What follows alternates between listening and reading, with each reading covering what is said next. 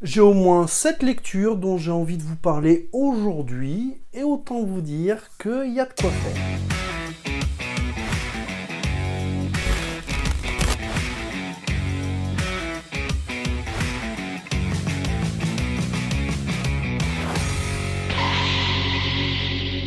Salut tout le monde, j'espère que vous allez bien, bienvenue dans cette nouvelle vidéo, nouvelle review lecture dans laquelle aujourd'hui je vais vous partager mes dernières lectures, vous dire si oui ou non je les ai aimées et pourquoi.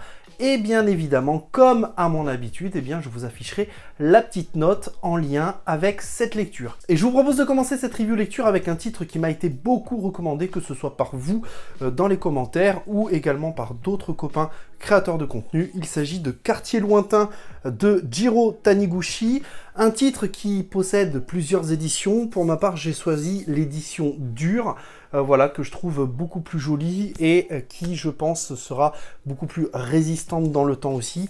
En tout cas, en termes de prise en main, bah, c'est parfait et c'est exactement ce que je recherche pour ce genre de titre qui va se lire en plusieurs fois, qui va se lire à tête reposée. Quartier lointain, qui nous raconte que de retour d'un voyage d'affaires, notre personnage principal, Hiroshi, quarantenaire, marié et père, va faire un détour par sa ville natale pour se rendre notamment sur la tombe de sa maman, où il va perdre connaissance. À son réveil, il va retrouver son corps d'adolescent de 14 ans et son passé. Il va redécouvrir notamment la maison familiale et il va revivre son année de collège, à la grande différence qu'il a conservé toutes ses facultés intellectuelles, ce qui va énormément l'aider dans son apprentissage et se faire remarquer. Bien évidemment, le fait que notre cher ami Hiroshi garde ses facultés intellectuelles d'homme de 40 ans va impressionner son entourage et va faire en sorte que la jeune Tomoko va tomber sous le charme,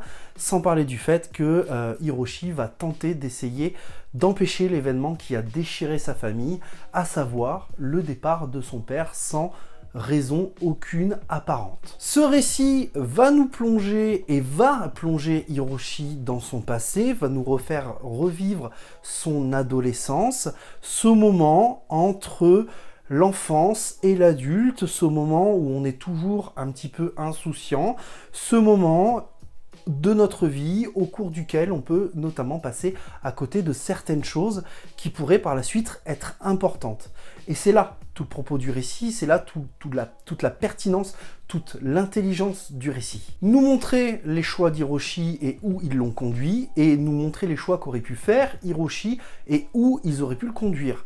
Mais il y a aussi une échéance dans ce voyage dans le temps en quelque sorte, puisque notre cher ami Hiroshi a jusqu'au 31 août, date butoir à laquelle son père va prétexter un rendez-vous pour quitter le domicile familial, ce qui aura des conséquences notamment sur la santé physique et mentale de sa maman et sur le développement d'Hiroshi en tant qu'adulte par la suite. Alors bien sûr, ce regard d'adulte dans le corps d'un enfant va amener à se poser énormément de questions sur les choix de l'adolescent, sur l'environnement familial, sur les choix du père et sur la posture de père, sur notre mémoire, nos souvenirs, sur la communication entre chaque membre de la famille et sur les rôles de chacun au sein d'une famille.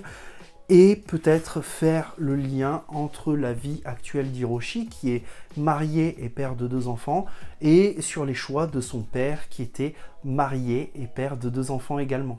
C'est un récit mature qui m'a beaucoup plu, honnêtement, que ce soit dans son propos, dans son rythme, dans ses thématiques. C'est un récit qui, en refermant le livre, m'a laissé avec beaucoup de mélancolie, mais une mélancolie bienveillante qui est amenée avec beaucoup de tendresse.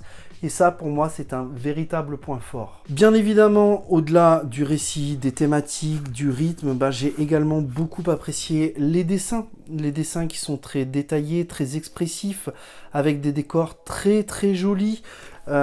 J'ai beaucoup aimé les visages, tous les détails sur les bâtiments par exemple. Je trouve que tout fonctionne très très bien. Pour moi, c'est un véritable coup de cœur, ce bouquin, et je vous remercierai jamais assez de me l'avoir conseillé, parce que sans vos conseils, que ce soit vous dans les commentaires ou que ce soit les copains créateurs de contenu en message privé, eh ben, sans vos conseils, je serais sûrement passé à côté. Et je pense très sincèrement aller vers d'autres récits de ce type-là. Donc si vous avez d'autres récits de cet auteur à me conseiller, ou si vous avez tout simplement d'autres récits de ce type à me conseiller, eh bien, lâchez-vous dans les commentaires, c'est le moment. Je vous propose de continuer cette review avec le tome 1 de Deep Tree, sorti chez Mangetsu, qui nous raconte l'histoire de Damien Kawai, un jeune homme au talent très prometteur qui travaille depuis sa plus tendre enfance pour rentrer dans la ligue la plus prestigieuse du monde du basket, la NBO, qui n'est ni plus ni moins que un équivalent de la NBA, pour ne pas dire d'ailleurs NBA.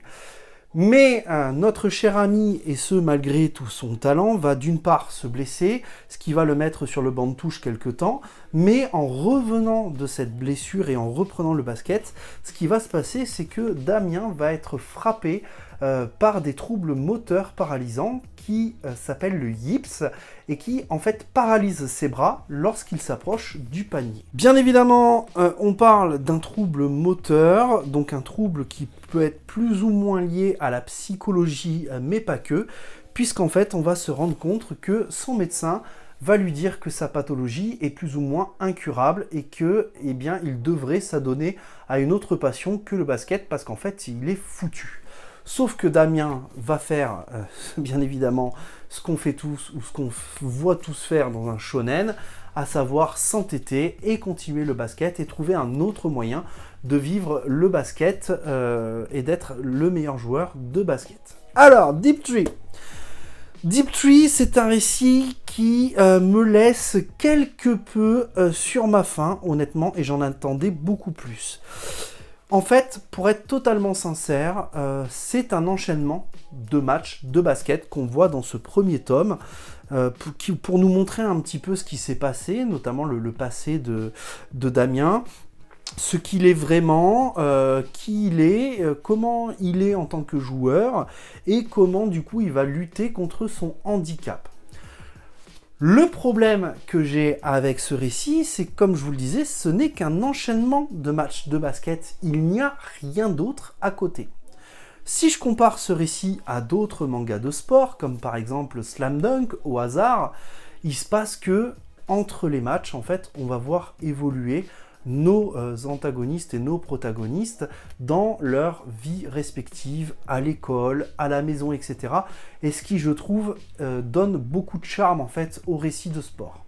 C'est pareil pour Hippo, c'est aussi pareil pour Coq de combat, puisque dans Coq de combat, notamment, on va voir Rio évoluer, revenir à la vie citoyenne, j'ai envie de dire, et voir comment il se débrouille. Et en fait, ça ne va pas être qu'un enchaînement de combats.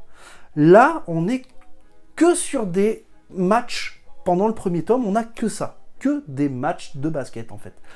Et bah, du coup, ça me perturbe un peu parce que j'arrive pas à m'attacher au personnage principal et j'arrive pas à m'attacher aux autres personnages. En fait, il ne se passe rien, sauf pendant les matchs. Et c'est ce que je trouve dommage.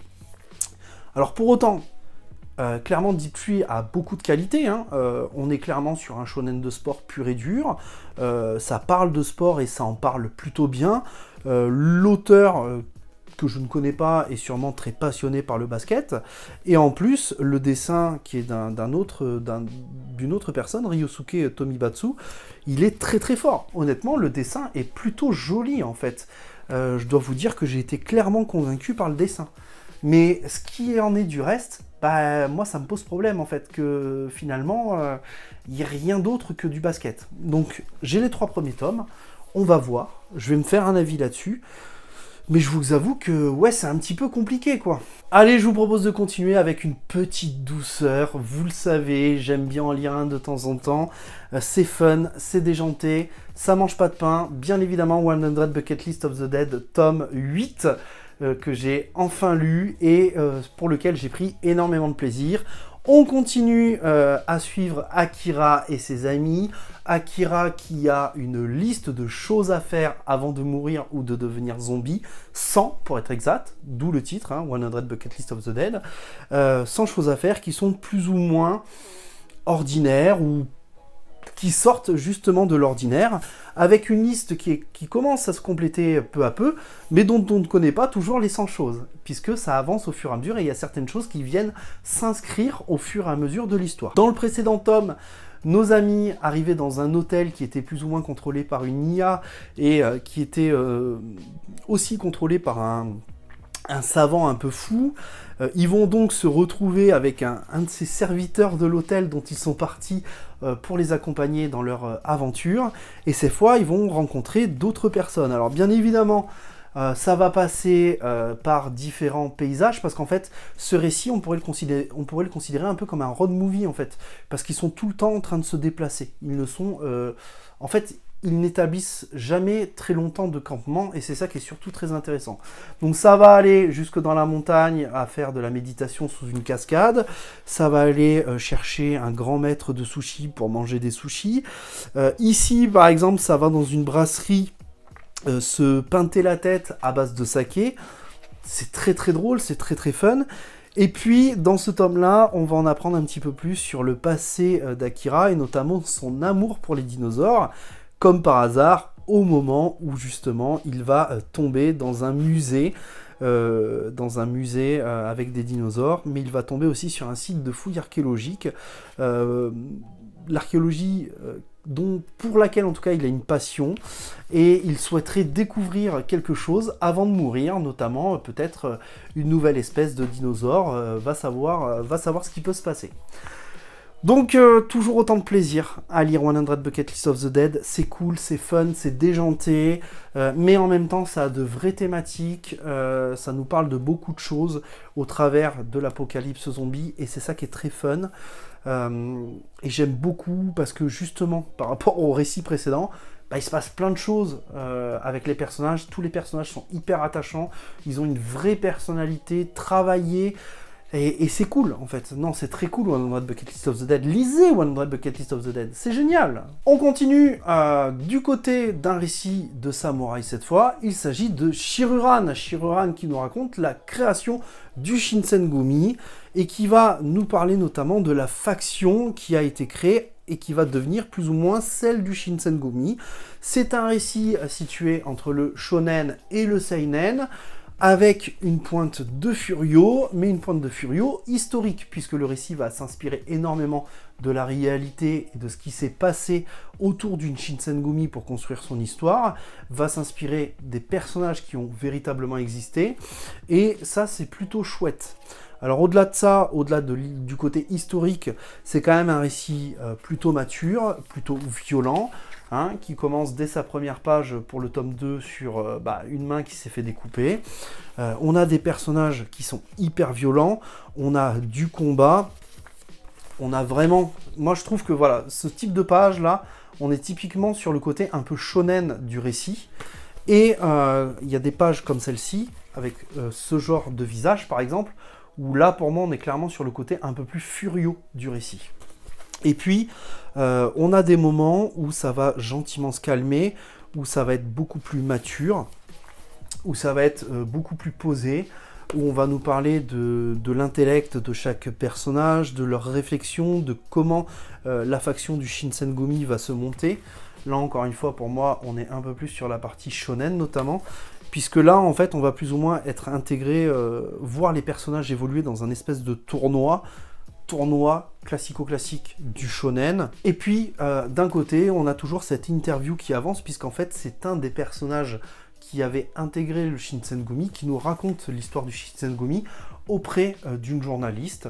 Et là, pour moi, c'est le côté un peu plus, justement, seinen du récit. Je dois dire que même si le récit est à la fois basculant entre le shonen et le seinen, on a très peu d'humour dans le récit. C'est quand même sur un ton très sérieux, très mature que les choses nous sont racontées, avec des combats très violents, comme je vous l'ai déjà dit. Bref, c'est vraiment joli à regarder, c'est vraiment très agréable à lire comme histoire. À voir si ça continue en ce sens, parce que Shiruran, c'est vraiment génial. Mais attention aux images qui peuvent quand même être hyper perturbantes. Et faites attention à ce que des jeunes ne tombent pas sur ce genre de récit, qui pour moi devrait être recommandé à partir d'un certain âge. Bon, on peut pas faire de review sans parler de GTO, donc je suis désolé de vous le dire, mais on va parler du tome 7, 8 et 9 de GTO assez rapidement, parce que j'ai pas envie de vous gonfler avec GTO, mais pour autant j'ai envie de vous parler. Alors GTO, de quoi ça nous parle? Bon, vous le savez sûrement, GTO, c'est les aventures de ce vieux voyou qu'est Onizuka, enfin vieux voyou, il a 21 ans, et qui va devenir professeur dans une école privée, et qui va avoir l'une des pires classes qu'on puisse lui attribuer. Et dans cette classe notamment, eh bien, il va se passer plein de choses, et Onizuka, de par son style, de par sa façon d'enseigner, si on peut appeler ça de l'enseignement, va tout simplement commencer à fédérer les élèves petit à petit vers lui, et faire que cette classe qui était la pire va devenir peut-être une des moins pires. Sauf que, retournement de situation, une des élèves qui était continuellement absente, Kanzaki, va revenir, et attention à cette élève qui est très dangereuse, puisque on la surnomme la terroriste de prof. Et on va apprendre notamment dans cet tome que Kanzaki, eh bien, si elle est telle qu'elle est, c'est parce qu'elle avait accordé sa confiance à une professeure quand elle était beaucoup plus jeune, qui a trahi sa confiance et qui a révélé son secret devant tout le monde. Mais Onizuka va faire ce qu'il va faire de mieux, c'est-à-dire va lui enseigner la vie comme il devrait lui enseigner, puisque Kanzaki n'arrête pas de dire qu'elle n'a pas peur de mourir, que si elle pouvait, eh bien, elle mourrait. Eh bien, Onizuka va réaliser son souhait et va l'emmener lors d'une sortie scolaire et va faire un grand plongeon en moto d'un pont suspendu, à tel point qu'il va donner la frousse à Kanzaki.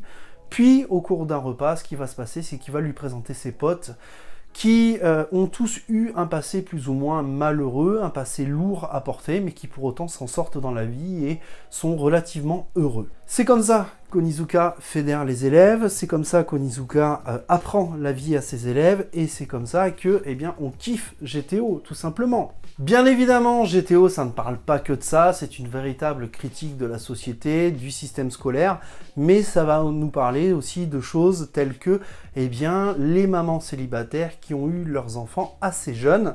Et dans ce tome-là, on va se concentrer notamment sur un élève et sur sa mère, un élève qui est quand même au collège et qui commence à comprendre que sa mère est jeune et qu'elle pourrait très bien se remarier. Et pourquoi pas, en fait, ne pas accepter cela? Pourquoi elle ne pourrait pas avoir droit au bonheur après tous les sacrifices qu'elle aurait fait pour son fils? Puisque oui, en fait, on va nous faire comprendre que les mamans, les parents, de façon générale, font pas mal de sacrifices pour leurs enfants, mais encore plus les mamans célibataires qui parfois enchaînent deux travails pour pouvoir nourrir leurs enfants. Donc bah, GTO, vous le savez, c'est une de mes séries préférées, c'est une des séries que j'aime le plus dans le monde du manga.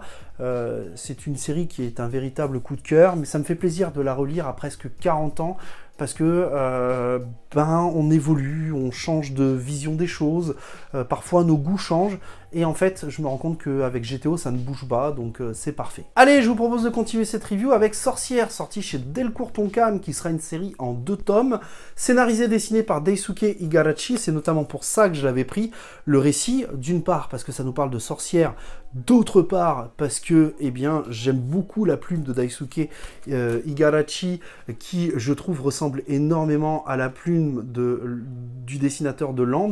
En tout cas, il y a vraiment ce côté très onirique qui fonctionne plutôt bien, cette plume un peu légère, des dessins quelque peu abstraits. Je trouve qu'il y a vraiment ce côté un petit peu magique, un petit peu fantastique qui ressort au travers du dessin, avec des dessins très travaillés, très jolis, vraiment, on a de très très belles planches, je dois le dire, et pour moi ça c'est vraiment le point fort du manga. Mais par contre, malheureusement, il y a beaucoup de points faibles dont on doit parler, et le premier, ce n'est ni plus ni moins que l'édition. Alors l'édition, quand on regarde comme ça, on a une très jolie cover comme ça, avec une espèce de cover qui se rejoint comme ça, j'aime beaucoup. Par contre, Delcourt Tonkam, qu'est-ce qui s'est passé en fait? Qu'est-ce que c'est que cette édition?